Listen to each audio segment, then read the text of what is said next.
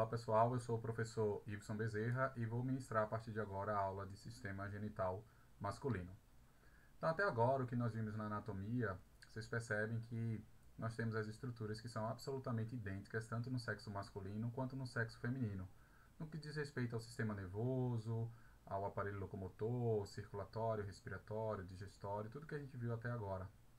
Mas a partir de agora, então, a gente começa a falar das diferenças, né, de estruturas que são comuns ao sexo feminino e ao sexo masculino. Então, nessa imagem aqui, a primeira imagem, nós vemos estruturas relacionadas ao sistema genital masculino, que é o que nós vamos estudar agora, e nessa segunda imagem, estruturas pertencentes exclusivamente ao sistema genital feminino, tá? Então, quando a gente estuda os sistemas genitais, né, do ponto de vista de células reprodutoras, a gente percebe que o sistema genital masculino ele é capaz de produzir, né, o gameta masculino chamado de espermatozoide, as células reprodutoras femininas, o óvulo, que do ponto de vista biológico são hemicélulas, porque eles apresentam metade do número de cromossomos, né, de uma célula humana, que são 46. Então, tanto o espermatozoide quanto o óvulo apresentam apenas 23 cromossomos, e ao se unirem eles formam o zigoto, e aí, então, dá origem à vida, tá? A localização das estruturas do sistema genital, então são estruturas que estão no interior da pelve humana, mas também tem estruturas que atravessam e estão externos à pelve na região que a gente chama de períneo, tá? Então nessas imagens aqui, nessas três imagens, nós vemos exatamente períneo, e a gente pode definir períneo como um conjunto de partes moles que fecha a pelve óssea inferiormente. Então aqui, se a gente traçar, tá, ligar esses pontos à sínfise púbica, tá, as duas tuberosidades isquiáticas, e essas tuberosidades isquiáticas ligando aqui ao cóccix, a gente forma aqui um losango, né, um quadrado, e dividindo esse quadrado ao meio, né, em dois triângulos, a gente tem esse trígono anterior que a gente chama de trígono urogenital, ou seja, estão estruturas localizadas, estruturas pertencentes aos sistemas genital e urinário, e esse trígono chamado de trígono anal, estruturas pertencentes exclusivamente ao sistema digestório. Então nós vamos estudar nessa aula o escroto, os testículos, epidídimos, os ductos deferentes, os canais ejaculatórios, glândulas seminais, a próstata, glândula bulboretrais, pênis e uretra. Então a gente começa falando aqui do escroto. O escroto vem do latim essa palavra scrotum, que quer dizer bolsa ou saco. Então não é todo errado, né, a gente chamar de saco. O escroto é uma bolsa musculocutânea, e dentro dessa bolsa estão alojados os testículos, os epidídimos e a primeira porção dos ductos deferentes, tá? Esse escroto ele está dividido em dois compartimentos, pelo septo do escroto. Então existe uma parede que separa esse escroto, tá? E a gente chama essa parede de septo, ou seja, o compartimento direito no interior do escroto, ele não tem uma relação direta, uma ligação com o compartimento esquerdo, por exemplo, tá? Então, direito e esquerdo eles não se comunicam, é como a gente viu lá no coração, um septo interventricular e interatrial que não permite a comunicação entre esses dois compartimentos. A inserção desse septo do escroto internamente deixa fora, na parte externa, superficialmente, o que a gente chama de ráfia cutânea. É uma linha rugosa mediana, tá? Vou mostrar nos próximos slides. E esse escroto ele é composto por 7 diferentes camadas. Então aqui, ó, nessa vista anterior, nós vemos aqui o escroto, o compartimento direito e o compartimento esquerdo, e eles estão separados exatamente pelo septo do escroto. A inserção dessa parede, desse septo do escroto internamente, aqui fora, marca o que nós chamamos de ráfia cutânea, tá? A ráfia do escroto. Então nessa vista aqui, essa prega, ó, bem visível, aqui, né, ela é hiperpigmentada, por vezes, né, ela tem uma alta coloração. Deixa eu só fechar aqui meu WhatsApp, senão vai ficar atrapalhando a gente aqui. Deixa eu só fechar aqui. Então vamos voltar para cá. Então essa é a ráfia do escroto, tá? Que nada mais é do que a marcação externa da inserção interna do septo do escroto. Então, estudando as camadas do escroto de externo para interno, primeiro a gente tem a pele, a cutis, que ela é bem fina, enrugada, com pregas transversais e pelos bem esparsos. Então, por mais que a gente tenha bastante pelo na cabeça, por exemplo, e esses pelos eles sejam bem próximos um do outro, na região do escroto é diferente. Então, existe um distanciamento entre um pelo e outro. A gente fala que os pelos são bem espaços e a pele ela é bem enrugada, tá? Depois a gente tem uma túnica chamada túnica dartus, né? Ela deriva da face superficial do pênis, é formada por fibras musculares lisas, então a gente vai perceber que esse escroto ele tem um movimento, né, de se encurtar, de se encolher e de se alongar graças a essas fáscias musculares, tá? Depois tem uma tela subcutânea, que é um tecido conectivo frouxo, depois uma face espermática externa e interna, que elas derivam das lâminas, tá? A face espermática externa da lâmina conjuntiva do músculo oblíquo externo do abdômen. Então vocês devem ter visto isso na embriologia, que o testículo ele é formado lá na cavidade abdominal e ele vai migrando. E a migração desse testículo, que é uma estrutura retroperitoneal, está lá atrás do peritônio, ele arrasta ali, passa pelo canal inguinal, levando consigo algumas estruturas, né? Uma delas é o próprio peritônio, né? Formando depois, lá no final a gente vai ver aqui a túnica vaginal, com um folheto parietal e um visceral, mas também arrastando ali parte de fibras musculares e também da lâmina conjuntiva do músculo oblíquo externo do abdômen, essa face espermática externa, e também uma face cremastérica, que deriva do músculo oblíquo interno do abdômen, tá? A face espermática interna, então, deriva da face transversal, tudo são estruturas que a gente já estudou, presentes lá na parede abdominal.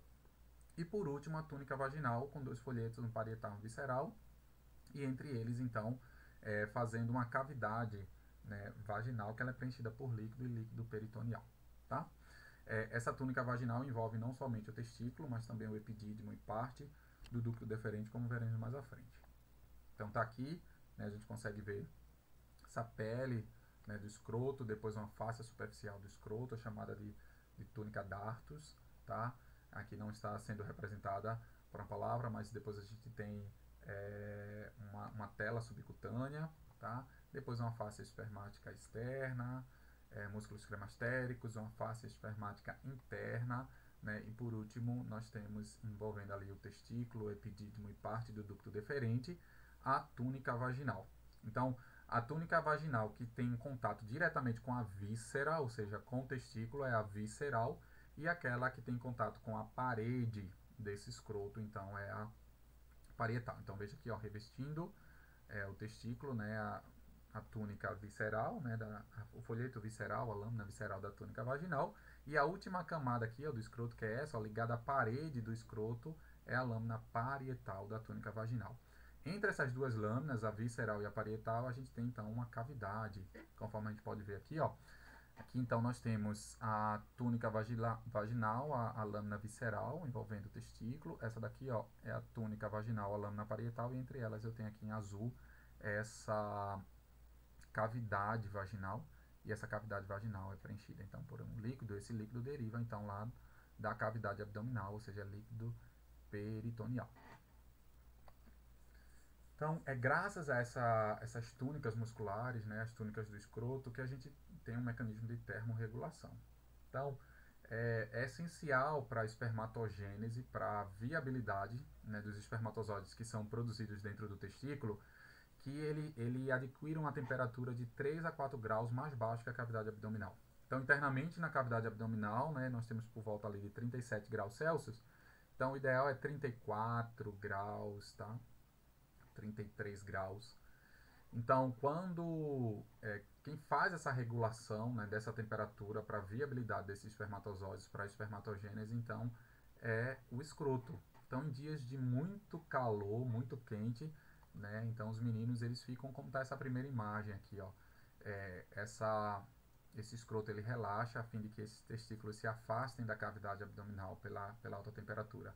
E conforme a temperatura cai, por exemplo, à noite, né, em dias mais frios, esse escroto ele se encolhe, ele aproxima o testículo da cavidade pélvica, né, abdominopélvica, para aquecer esse testículo e a viabilidade na produção dos espermatozoides, né? Por isso, meninos, a gente tem que permitir que a área do escroto ele seja ventilado para que possa acontecer essa termorregulação via sistema nervoso autônomo.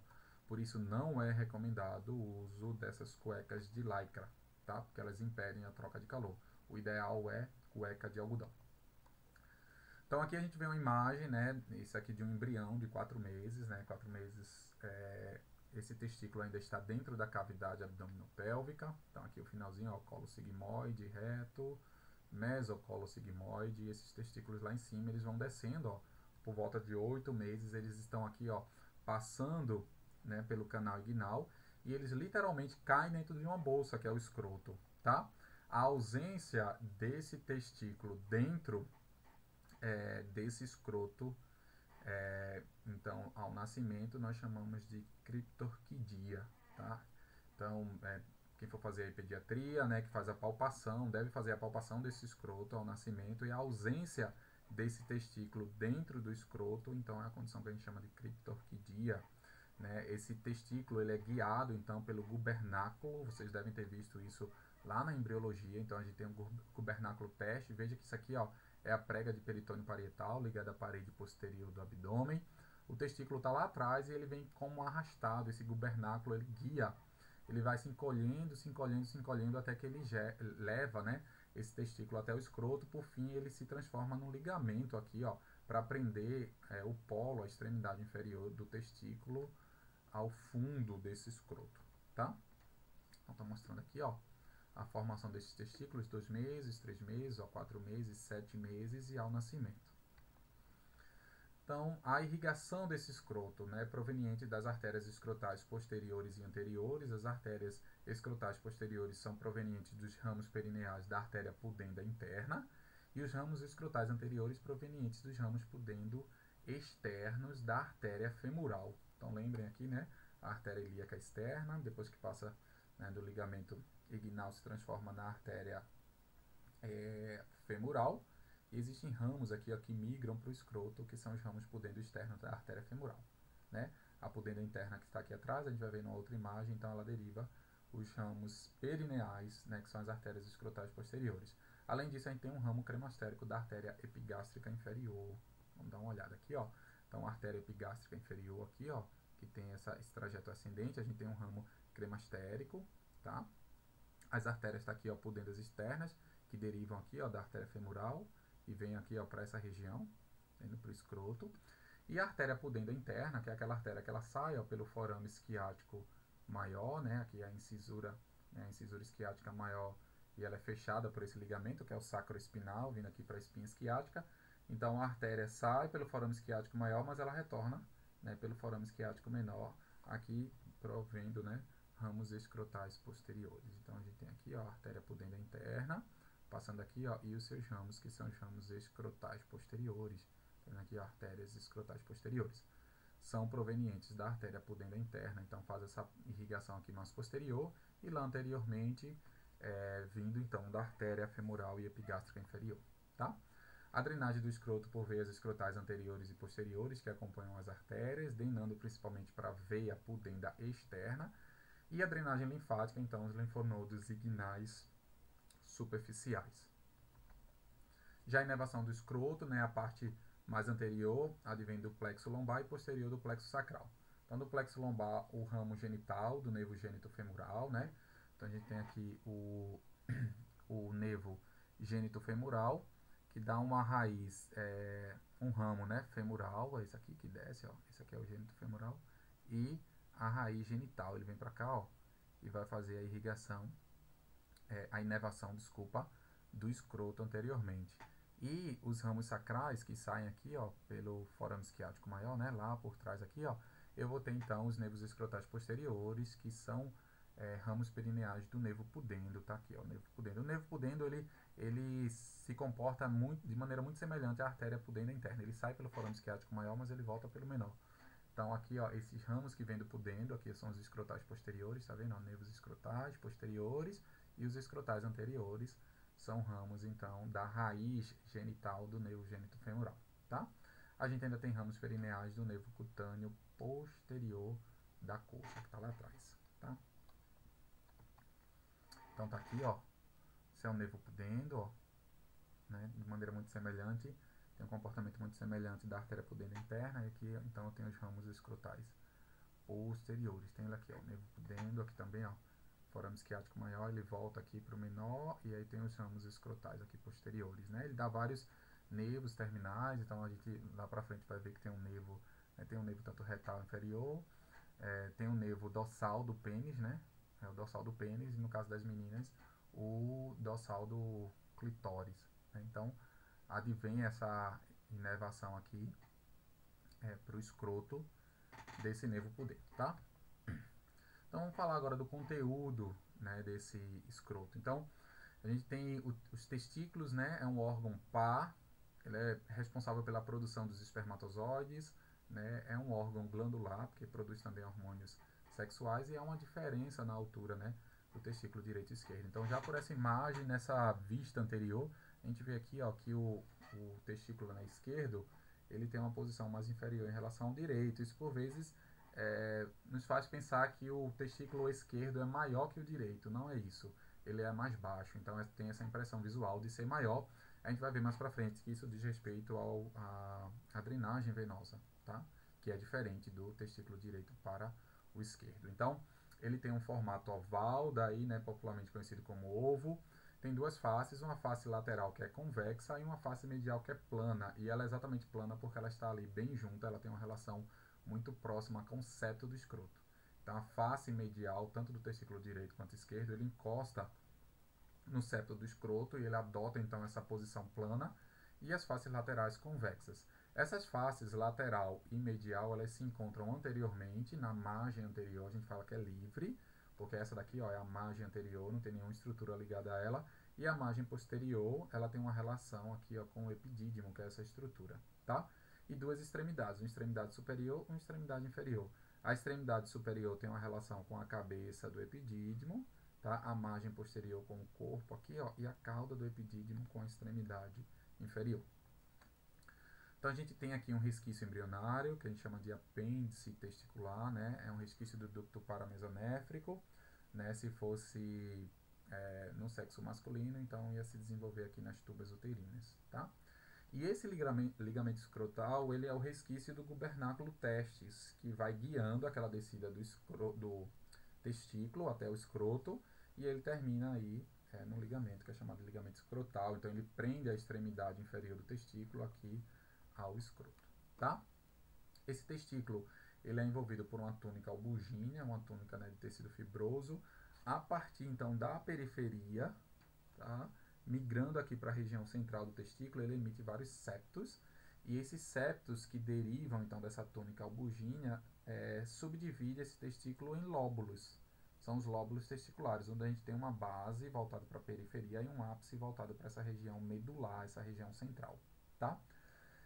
O ápice desses lobos testiculares, então, aqui, essa região nós vamos chamar de mediastino do testículo, tá? Aqui é a região do mediastino do testículo, onde a gente tem o hilo do testículo. Então, o hilo do testículo é a região de entrada e saída dessas estruturas, e o mediastino do testículo é para onde fluem, então, todos esses septos testiculares, tá?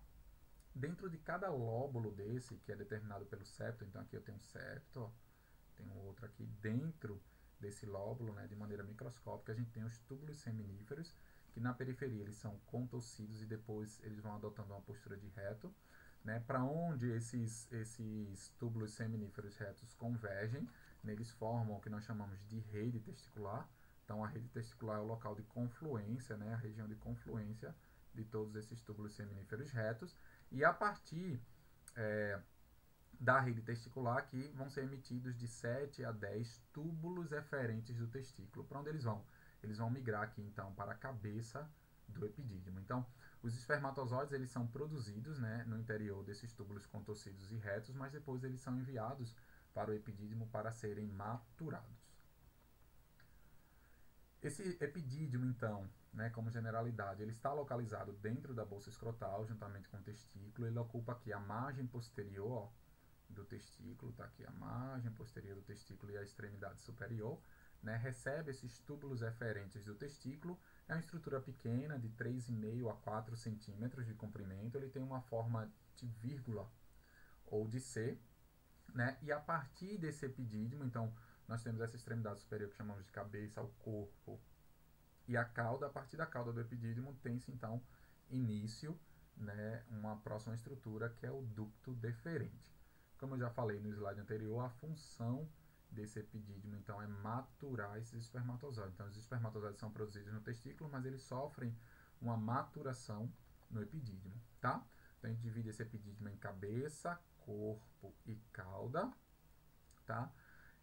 A gente tem esse apêndice do epidídimo, também são resquícios embrionários, então a gente já tinha visto um apêndice testicular, né? Ele está mais relacionado ali ao final da tuba uterina do ovário, e esse apêndice do epidídimo é a parte mais proximal da tuba uterina. Então são estruturas que, se fossem o sexo feminino, teria se desenvolvido então em estruturas do sistema genital feminino. Então eles ficam como resquício aí, tá? Esse epidídimo ele está preso, né, ao testículo através de dois ligamentos. Então nessa região da cabeça, com a extremidade superior do testículo, nós temos o ligamento superior do epidídimo, e essa parte aqui de transição de corpo, já indo para a cauda, a gente tem um ligamento inferior do epidídimo.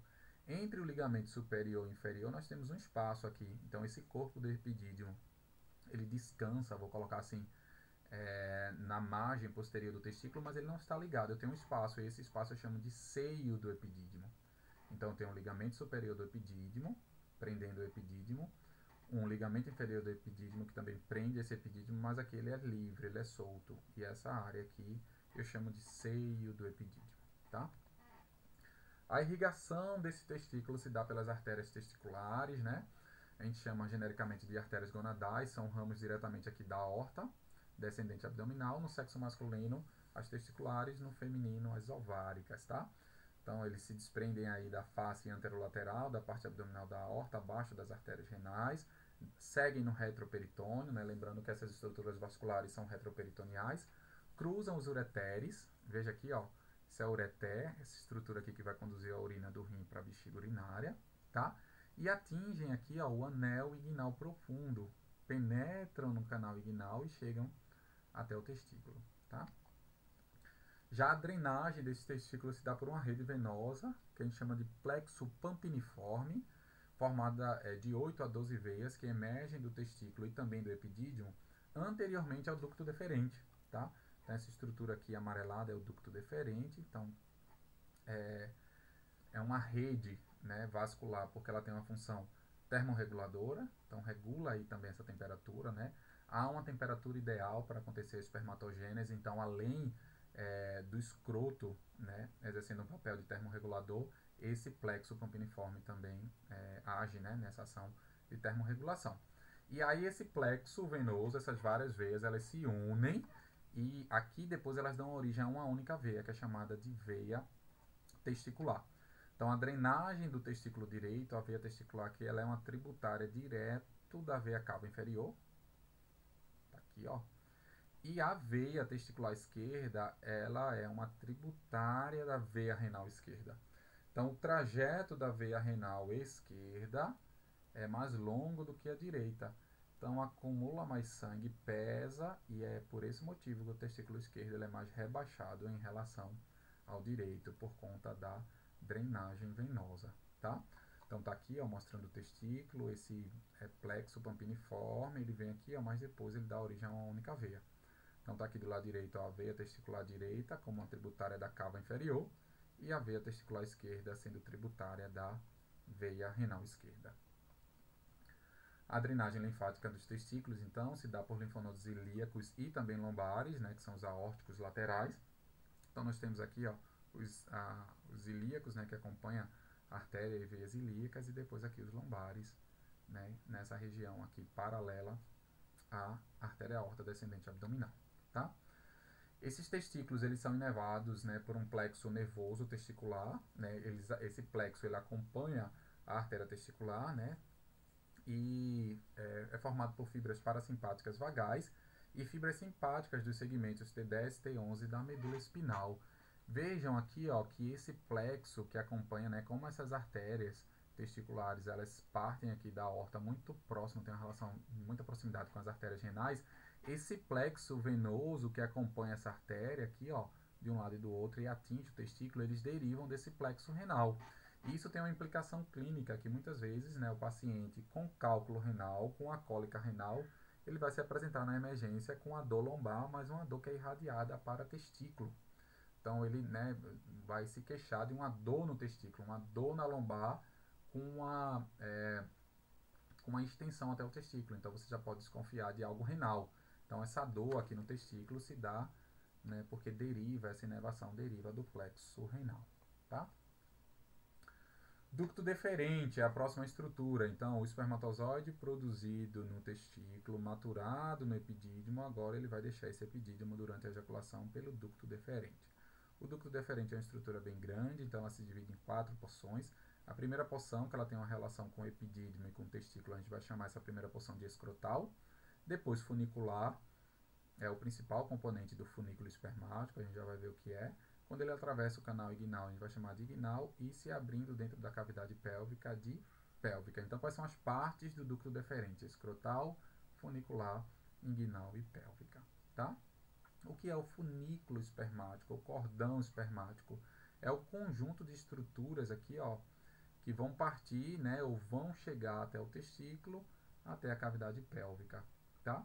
Então, ele é formado pelo ducto deferente, principal estrutura, tá aqui, ó, o ducto deferente, mas a artéria testicular que está chegando, existe uma artéria chamada deferente, né, uma artéria funicular, então a artéria deferente para fazer a irrigação do ducto deferente, né, a artéria funicular, o plexo campiniforme, que é o conjunto, né, dessas veias que vão dar origem à veia testicular, vasos linfáticos também que estão fazendo a drenagem linfática e nervos que estão chegando. Olha desse lado aqui, ó, do lado esquerdo que não está tão dissecado. Isso aqui, ó, é o músculo da parede do abdômen, músculo oblíquo externo. Então, ó, quando esse testículo passou, ele arrastou aqui, ó, fibras musculares, dando origem aqui à túnica dartos, tá? E aqui, ó, todas essas estruturas em conjunto, nós vamos chamar de funículo espermático. Então, esse ducto deferente, ele parte ali da cauda do epidídimo, tá? E quando ele chega aqui, a sua última porção, que é a porção pélvica, ele se dilata, tá? E essa dilatação final dele a gente vai chamar de ampola do ducto deferente. Então, isso aqui é uma imagem posterior da bexiga urinária. Aqui embaixo está a próstata, ó. Eu tenho um par de glândulas, essas glândulas laterais, que a gente já vai falar dela, tá? Que é as glândulas seminais. Aqui, ó, os ureteres, tá vindo lá do rim para encher essa bexiga. E aqui, ó, isso é o ducto deferente direito e o ducto deferente esquerdo. Veja que essa dilatação aqui, ó, antes de chegar na próstata, essa dilatação a gente vai chamar de ampola do ducto deferente. Então, esse ducto deferente ele é formado por 3 túnicas. A mais interna é a mucosa, uma intermediária que é a muscular e a mais externa é a adventícia. Essa camada muscular está disposta no sistema espiral. E esse ducto deferente ele funciona como uma bomba aspirante-premente. O que isso quer dizer? Durante a ejaculação, os espermatozoides que estão aqui dentro do epidídimo, né, que sofreram um processo de maturação, eles vão ser sugados, eles vão ser aspirados. Como que isso acontece? Esse ducto deferente ele se dilata. Então, ele se dilatando, ele forma uma pressão positiva dentro de si. E ele suga, literalmente, ele aspira, por isso que ele é chamado de uma bomba aspirante. Todos os espermatozoides que estão aqui dentro, eles são sugados para dentro do ducto deferente. E depois ele começa um sistema de peristaltismo, que vai contraindo essa túnica muscular e conduzindo esses espermatozoides, né, pela parte testicular, funicular, inguinal e pélvica, até chegar aqui, ó, e ele vai desembocar na uretra prostática. Então tá aqui, ó, nesse esquema, nós temos o epidídimo aqui em roxo, e essa estrutura aqui, ó, em rosa, é o ducto deferente, até chegar aqui, que é a ampola do ducto deferente. A gente vai ver que esse ducto deferente, ele vai se unir ao ducto da glândula seminal, e a união desses dois ductos forma o ducto ejaculatório, que se abre aqui na uretra prostática. Irrigação e drenagem desse ducto deferente. Então, o suprimento arterial se dá pela artéria do ducto deferente, né? Essa artéria é um ramo das artérias vesicais superior ou inferior. Então, tem aqui, ó, o ducto deferente chegando, né? Essa artéria do ducto deferente, veja que aqui, ó, ela é um ramo, então, da artéria vesical superior, tá? É a parte, né? Existe uma parte pérvia aqui ainda da artéria umbilical, que dá origem à artéria vesical superior. E aí, da artéria vesical superior, então, a irrigação aqui do ducto deferente, tá? Muitas vezes ela pode ser um ramo da artéria vesical inferior aqui, ó. Então, tem uma certa variabilidade. De maneira geral, a gente fala que a artéria do ducto deferente deriva das artérias vesicais, tá? E a drenagem venosa para a veia testicular, né? Aquelas veias que formam o plexo campiniforme, e também se dá a drenagem pelo plexo venoso aqui, ó, um plexo venoso vesical prostático, ou seja, um plexo conjunto de veias, né, que que circundam a próstata, tá aqui, ó, o plexo venoso prostático e também a região aqui do colo da bexiga, tá? Vasectomia, então essa é a imagem, né, que vem à nossa mente, os meninos, quando a gente fala de vasectomia, do público em geral, né, leigo, tem um certo medo, um certo receio. Mas o que é a vasectomia? A vasectomia é a interrupção do fluxo dos espermatozoides nos ductos deferentes. É um método anticonceptivo, né, que deixa o homem estéril e não impotente, tá? A grande pergunta, né, do paciente, eu vou continuar ejaculando? Sim. O que é liberado pelo pênis durante a ejaculação? De 50% a 70% é secreção da glândula seminal, que a gente ainda vai estudar. De 25% a 30% uma secreção da próstata, que a gente também vai estudar. E apenas 5% dos espermatozoides. Então, a gente, depois da vasectomia, né, tem uma diminuição aí de 5% do volume que é ejaculado, que corresponde aos espermatozoides, tá? Então, nessa porção aqui, ó, que é a porção funicular, né, é feita uma incisão cirúrgica muito pequena no escroto, né? Se pega esse ducto deferente, ele é cortado e esses cotos, né, do ducto deferente, eles são suturados, tá? Bilateralmente. Então, tá aqui, ó, a exposição, tá? Tá aqui, ó, mostrando a exposição do ducto deferente, né, o corte desse ducto deferente e a sutura desses cotos, tá? Bilateralmente. Então, são esses pedacinhos que são retirados, ó, e impede aí, então, agora a passagem dos espermatozoides pelo ducto deferente, tá bom? Então, vamos dar uma paradinha aqui, essa é a primeira parte da aula, e aí a segunda parte da aula a gente vai continuar a partir das glândulas seminais.